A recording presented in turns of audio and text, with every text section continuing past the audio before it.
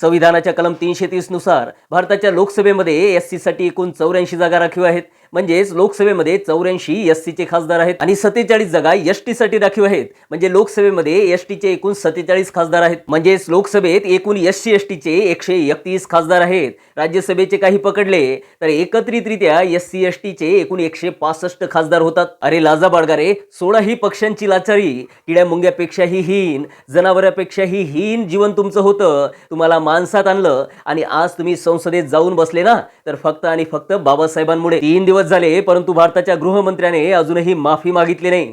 जर तुम्ही सर्वांनी मनावर घेतलं ना तर एका क्षणात गृहमंत्री माफी मागेल. आणि तरीही मागत नसेल ना तर एससी एसटीच्या एकूण खासदारांपैकी अर्धे खासदार बीजेपी आणि त्यांच्या मित्र पक्षाचे आहे. तेवढ्यांनी जरी राजीनामे दिले ना तर या भारताचं एका क्षणात सरकार पडू शकते. तुम्हाला बाबासाहेबांनी एवढं प्रबळ केलं ना की एका क्षणात तुम्ही या सत्ताधाऱ्यांची मस्ती उतरवू शकता.